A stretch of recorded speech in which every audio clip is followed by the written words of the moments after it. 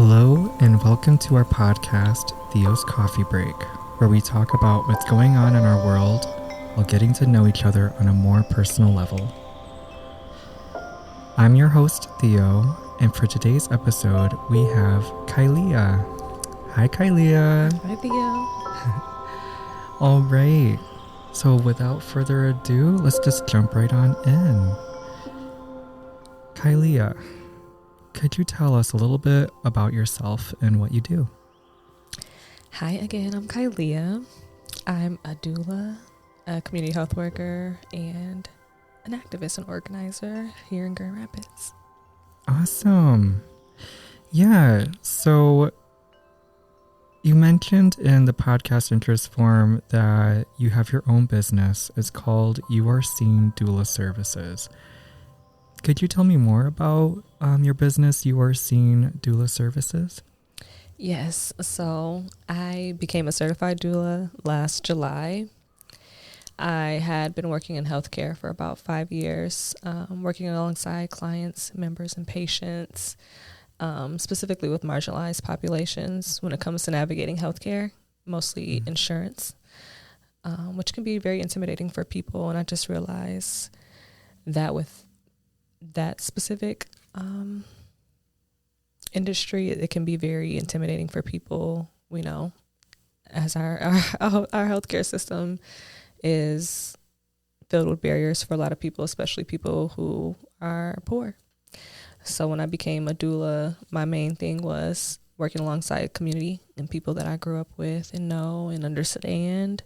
So with my specific name of my business, You Are Seen Doula Services, I wanted to make sure that in everything that I do, I keep people at the center and that they feel seen and heard. Sure. So real quick, before we keep going, for anyone that may not know what a doula is, could you tell us more about what is a doula? What do y'all do? Yeah. So doulas are birth workers. Okay. We a lot of the times get mistaken for midwives, which we are not. We don't do anything medical wise.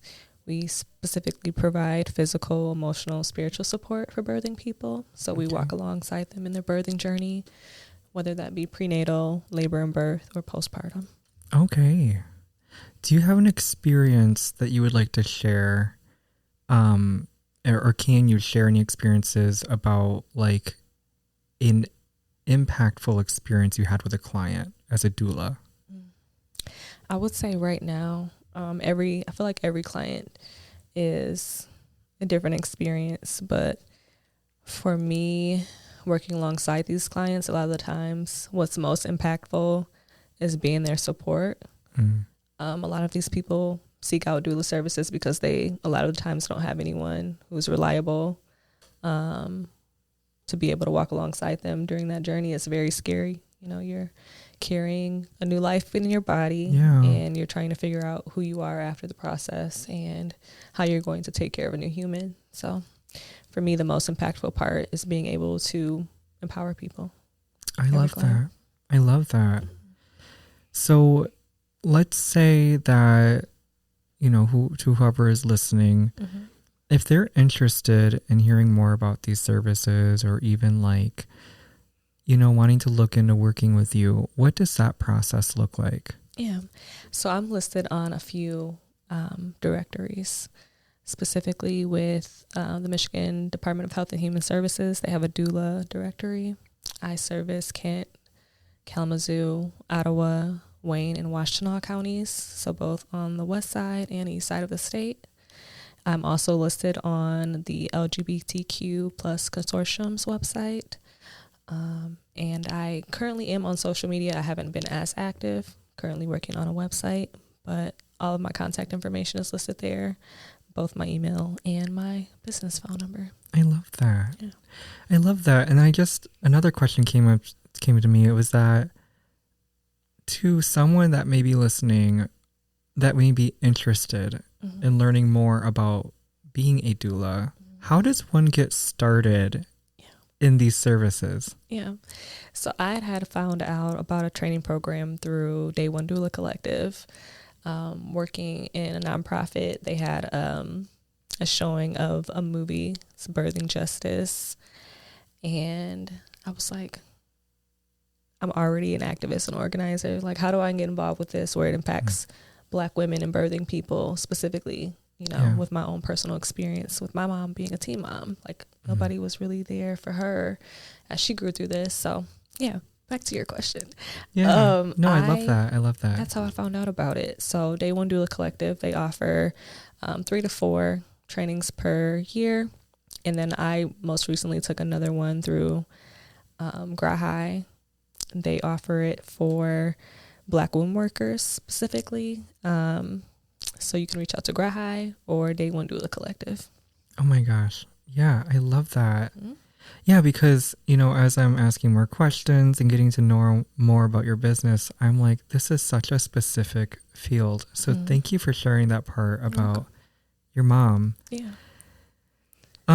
Yeah, so some other things here. You've mentioned that you're a Black activist, organizer, doing nonprofit work, healthcare advocacy, and equity. Tell me more about that. There's a lot going on there. And for someone who, you know, maybe listening or don't know much more about that, it sounds kind of intimidating. Mm-hmm. But I would love to hear how you got started in that and what does it look like, a day in a life of this, I hate to say decision, but, you know, you're actively making a decision to be a part of these things. Yeah. I love the way you phrase that, though, actively. Yeah. So for me, how did I get started in activism? So I was raised pretty radically, I feel like. Again, having a teen mom, growing up in a 3-parent household. I had my mom plus both my grandparents. And my mom has a younger brother who's really into just like hip hop, rap music, and a lot of the things they talk about, you know, what we see in marginalized communities. So I grew up mostly on like Tupac, who I greatly admire as a poet, and an activist who was raised by Black Panthers. So for me, that's a lot of the thought part of that was what I was raised in, just to think critically. And yeah. So I would say for me, though, I got quote unquote boots on the ground. That's the term we use in activist circles in 2020. But I just remember seeing a lot of the things that were happening with like Trayvon Martin and Mike Brown, Sandra Bland. All of those things were during like an era where social media was really showing a lot of people things that were happening. Yeah.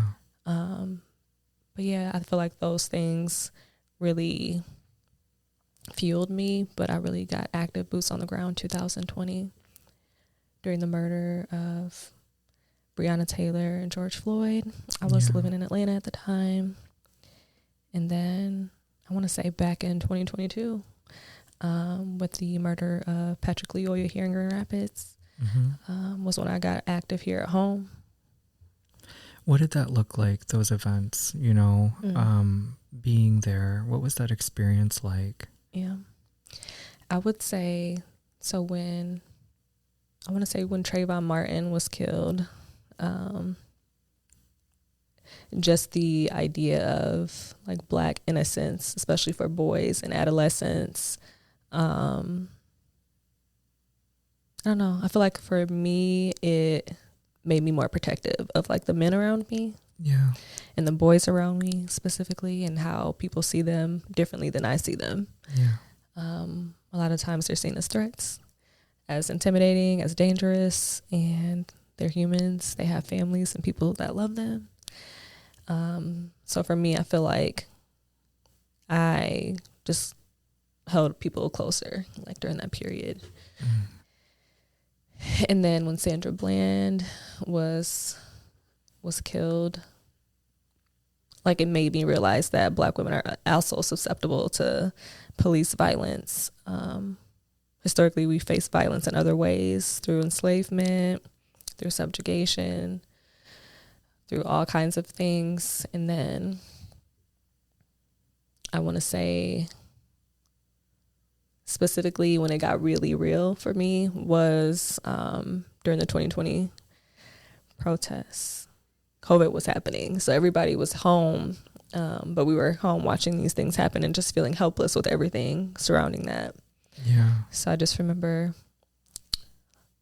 connecting with some people on social media, some organizers, having a mask up, go downtown Atlanta, participate in protests. And just the energy, it just felt so exhilarating.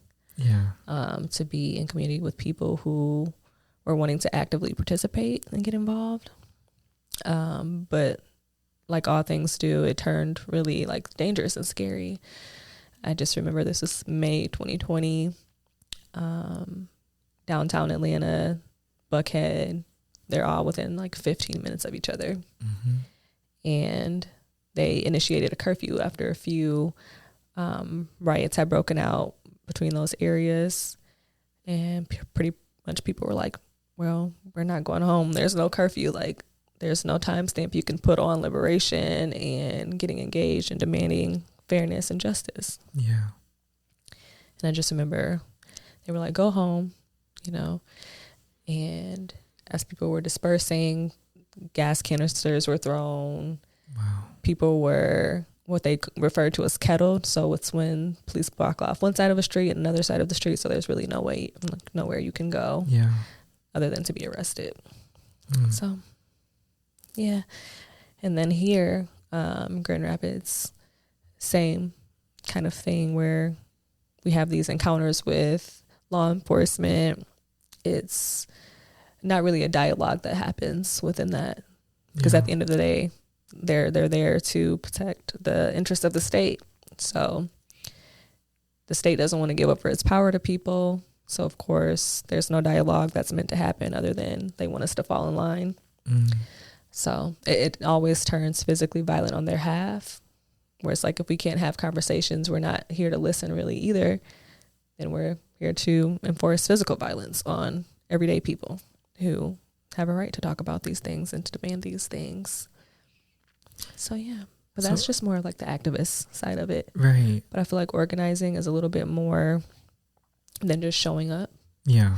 Like you said, it can be intimidating for people to be in those types of environments and understand like how like physically violent it can Well, get. and even as, you know, the viewer, you know, the protests that I've been a part of is for the Stop Asian Hate during that time. And, you know, again, it was pretty peaceful. Again, we're here in Grand Rapids, you know, is there going to be too much, you know? Sometimes I think there can be, absolutely. But I love having this conversation because I want to help people understand the thought process and the decision as to why these are important. And, you know, for me, it's to bring awareness that there is something systematically wrong in our system and there isn't equality. And our rights sometimes feel threatened, as I do identify in the LGBTQ plus community, especially right now. My rights do feel threatened. And so, you know, you want to help. You want to be there, but you also don't want to be put into a situation to where it can be violent. So I would love to hear more from your point of view, your intentions behind what fuels you to be an activist and an organizer and someone who is also a part of coalition building. You know, tell us more about that so we can understand why. Yeah. The why is so important. You never lose sight of the why. Yes. I would say my why is community, because I feel like when you feel so beat down and just overstimulated by everyday things,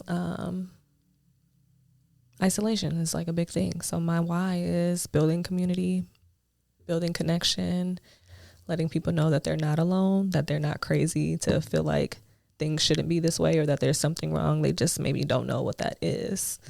So kind of like conversations that I've had with people where they talk about, I work a 9-to-5 job and I feel like after work I don't have energy to give into anything else that I love, to pour into that. I can relate. And that's, I'm like, I know exactly what that is. That's capitalism. to tell us that we have to work 40 hours a week for someone else who's making millions and millions of dollars while we're still not able to make a living wage and spend time with our families, go on trips, like enjoy and experience the world. Like, I feel like in American culture in particular, there's not as much as an emphasis on traveling and seeing the world. It's just very much like we live in a bubble. Yeah. So again, it's a part of an isolation. It's worldwide isolation where we're so much separate from other people outside of this country. Yeah, that loneliness, you know, that's a huge reason why I wanted to start this podcast, was to be a beacon to those who may feel alone, as it's been recognized as a public health crisis. And just also opening up the conversation about topics like this. You know, this can be almost hard to bring up, but also like, oh, you're good.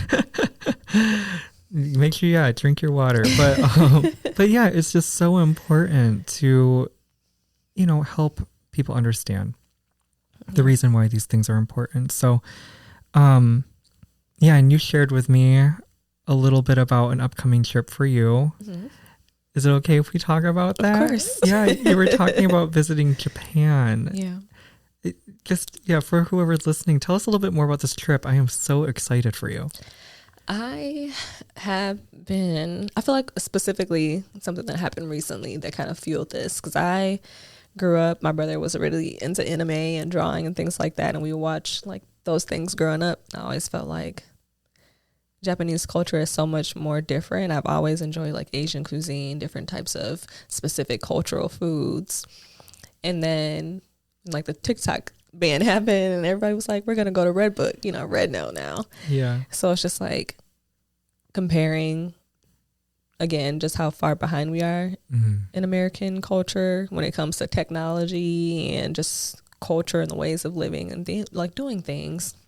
Yeah. I was like, China would be a great place to go, but I feel like Japan would be first on my list because Tokyo has always been like a big part of that. So I was talking about it with my best friends. We've been friends for over 15 years, known them since 7th grade and 9th grade. I love that. So we were looking at places to go outside of the country, and we settled on Japan somehow. I still don't remember how that happened, but Tokyo. And we were looking at Kyoto too.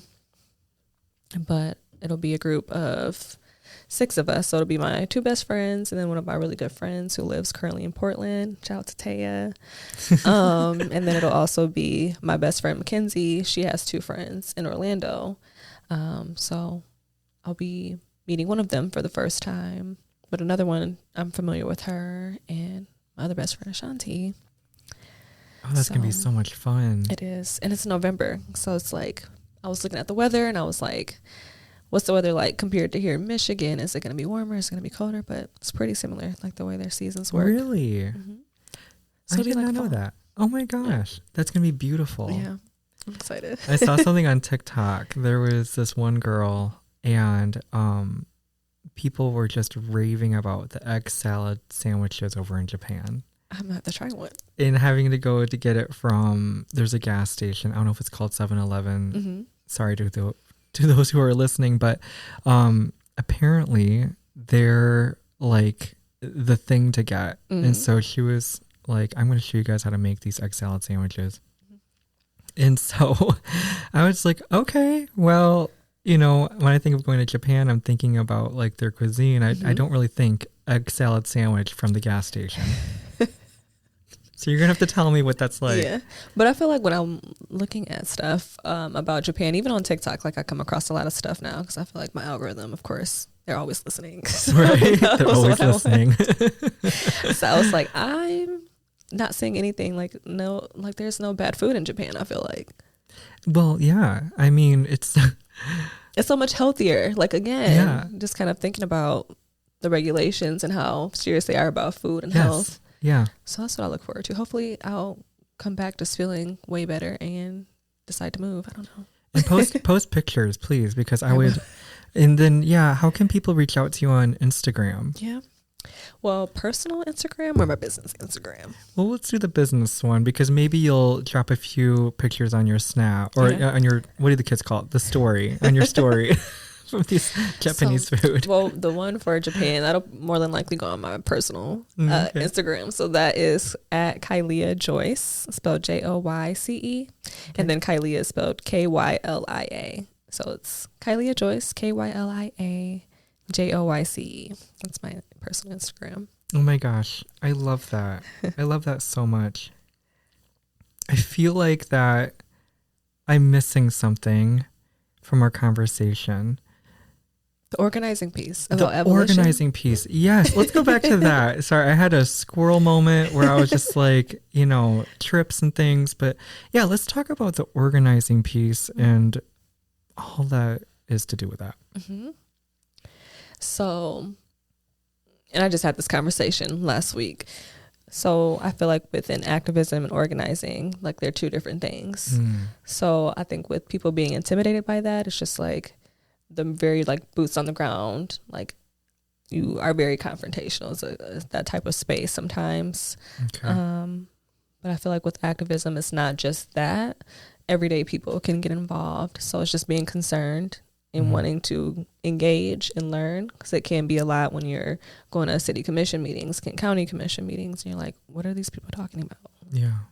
What do these things mean? Right. So it's kind of like you have to be very consistent in showing up just to kind of learn some things and then be able to feel comfortable engaging. I think that is where a lot of the intimidation piece goes into that. Yeah. And then for organizing, it's like you're understanding like these different pieces and who these certain people are and like what power structures are, and being able to connect people, whether that be through education, whether that be through narrative justice, things along those lines. There's so many different things you can get involved with when it comes to organizing. So that just means like you want to work with people and you're able to connect people in that way. And then for me, most recently, I feel like I became an abolitionist. So outside of just saying like the system's broken, understanding that it's working as it was intended. Sure. Yeah. So with an abolition in particular, it's getting rid of those systems that cause harm, like prisons or even policing, and just replacing them with community-based solutions that really actually help people. And then instead of punishment, focusing on care and support and just making sure everyone has what they need to live safely and freely, and just solving problems at the root instead of just locking people up or punishing them. Okay. Yeah. So if I'm hearing you correctly, pretty much like, in activism, being an organizer, being an abolitionist, it's recognizing that our current system is working the way that it was intended. But what you're trying to do is to get to the root of the system to make it better for everyone's well-being, essentially, or am I missing a piece? So for me, it's more about not getting people to engage with the system. Okay. But letting them know and empowering them to understand, like, you don't have to engage with a system. It's not about a system. Okay. It's about community. It's about knowing who your neighbors are. It's about connecting with people and just getting back to what we were doing prior to like an establishment of America or any type of country or border. Just understanding that we're all connected in that way and being able to rely on each other versus these things that systems can give and take away, like quote unquote rights. Or TikTok. Yeah, or TikTok. We love TikTok. I think, yeah. I don't know. It's different since it's been back. I don't really trust it, but that's another. No, that's a whole other thing. Like, my whole thing about social media right now. I used to be a person who used it regularly, and something about it's just different. Yeah. But yeah, I don't want to get squirrel brain again because, again, like what I'm, essentially what this conversation is going to be about, or already is, shedding a light and just getting a better understanding of what these things mean. And, you are like my prime candidate for this because I feel like that you're such a kind person. Thank you. Yeah. And you have really good intentions. But to the average person, these can be some big, scary words. And really, that's a big word for Elmo. Right? Yes. Yeah, Sesame Street, I don't know if they can handle, but this is something that is happening in our day-to-day life, especially here in Grand Rapids. You know, this is not foreign. This is not new. This is very much deeply rooted in actively working. And so I just want to be able to, again, give people the opportunity to hear more from the person who's living this in their day-to-day life. So coming back to this,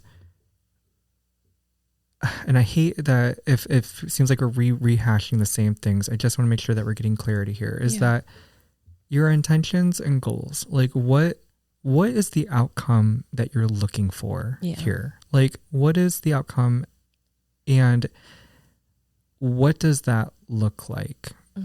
Because we don't want to upset anyone that may be hearing, but if they are upset, that is the goal, because we need to, again, draw attention to something that is not working. Right. I think for me, when I look at the day-to-day, it's me being a disruptor. Like, yes, I'm also kind, but in that kindness, I also have to be authentic and say that my experience as a Black queer woman in Grand Rapids hasn't always been great and positive and rainbows. I can relate, but I'm not a Black queer woman. I'm an Asian gay man. But it's marginalization, you know? Yeah. So just disrupting like this status quo and this illusion that everything in Grand Rapids is great. Yeah. You know, there's, you know, articles out there that talks about it being like one of the best places to raise a family. So just drawing attention to there's a light and dark side to Grand Rapids. I love that. Yeah. And just drawing attention to that and being able to insert other people's experiences that don't feed into this certain narrative that they're trying to develop about what this, you know, space is. Yeah. And being able to make it so that there's true equity. So I feel like with Grand Rapids, there are huge wage gaps for people. And that does have a real impact on the choices that we have. We don't have many in the Black community. Yeah. So for me, it's every day just being able to show up in spaces that I'm already in and giving perspective. Because I feel like that's what DEI is really about. It's about people being included and then them being heard and feeling seen. That's a lot of the work. That's a lot of like the theme in my life is just showing up in that way. One quick moment. Can you just quick break down DEI for anyone that may not be familiar with that? Yeah. So DEI is diversity, equity, and inclusion. So a lot of people may be confused as well, equity with equality, which necessarily aren't the same. Okay. So for equity, it's understanding that people have different experiences and needs to be able to participate in everyday things and being able to accommodate them and removing barriers so that they're able to do that. Whereas equality is more so, I feel, a performative idea of that, where it's like we recognize that there's differences and we're saying there's differences, but we're not truly doing anything to remove those barriers and make it easier for people who have different needs. Yeah. So with the I, it's particularly looking at systemically how racism and white supremacy has impacted people throughout their experience here in this country and being able to level that playing field, whether it's something as simple as a term as reparations, where we look at how do we economically provide some type of relief for people, like people specifically Black, who experienced enslavement and Jim Crow and Black codes and things that were systemically done to them so that they weren't able to participate economically in this country at the same level that white land-owning men were. Yeah. And still are. Yeah. Yeah. Yeah. Oh my gosh, that is some powerful stuff. You shared with me a book last week. What was that name of the book again?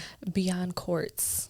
It was about the way that we legitimize court systems. Okay. Whether that be the police, prosecutors, judges, and the way those systems work against people who aren't able to resolve conflict, and specifically conflict where harm has happened. So a lot of the times we'll see that, for instance, poor people are criminalized, whether that be panhandling, being unhoused, shoplifting, things along those lines, where they do it because they need to survive, and those certain things being criminalized, but it's not necessarily harming anyone. So for instance, a mom who has a baby and needs to feed her baby, she goes to a store and steals formula. She gets caught. She gets arrested. She's fined. She goes through a court system. But that court system doesn't say the act of her stealing didn't actually harm anyone directly, other than a business who is not a person. But in that same light, they'll say this mom who's now in jail and arrested for stealing formula, her baby doesn't have anyone to watch over them. So they go into the foster care system. So it's kind of looking at how these certain systems are put in place to punish people for being poor versus punishing the circumstances of why this person became poor. Why aren't we mad at like poverty and the things that go into that instead of this person who has to live through this and survive through this? Yes. So that's what Beyond Courts talks about. It talks about the idea of criminalization of behavior and things that people do to survive, and just understanding that these systems aren't meant to help us. It's meant to punish and subjugate within the system of capitalism. Wow. Yeah. and I just pulled up the book here because I was curious to see if there was an author for anyone who is interested in learning more about this, because I don't know about you, but I am. Again, it's called Beyond Courts by Interrupting Criminalization, Community Justice Exchange, and Critical Resistance. And again, it's like this is stuff that is actively happening in our day-to-day life, and this is affecting everybody, even if you don't realize it. Something that I've been thinking of is that even in just the past 10, 20 years, we've continuously become more desensitized to what is happening in our world. We are adapting to things that are not right. They're abnormal. You could almost say it's abuse, but again, it really is. It's really abuse. And again, we're getting normalized to this. And we're just not recognizing it because we're so overstimulated. You know, our jobs and our systems are putting more pressure on us to be even more like AI, and they're giving us AI assistance at our 9-to-5 jobs to help us handle the workload.